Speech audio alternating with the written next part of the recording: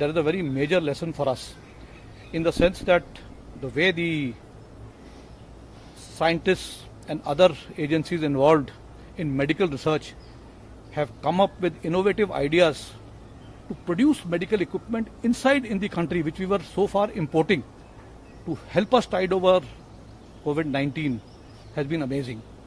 We have, in a short span of, let us say, just about 4 to 6 weeks, started manufacturing ventilators in our country. PPEs are being manufactured here.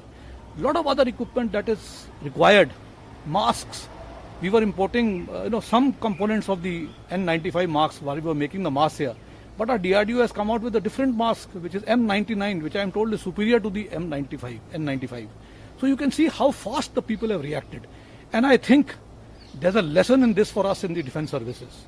We have been importing our weapons, equipment and ammunition from abroad.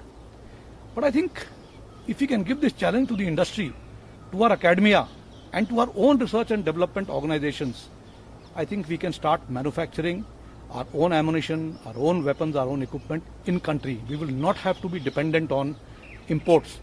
And COVID has taught us a lesson that the time has now come to be self-reliant. In times of crisis, nations will have to live by themselves. In fact, a country like India, and if we are looking at becoming a regional power, we will have to actually support other nations and not be dependent on support.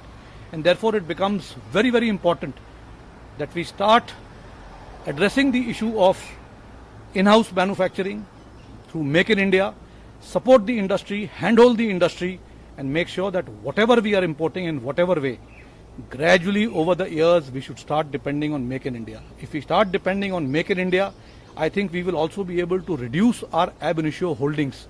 We have very large amount of ammunition which we have to hold in stock. We have large amount of weapon system that we have to hold in stock, which we call as war wastage reserves. If we start manufacturing this in India, these can come down.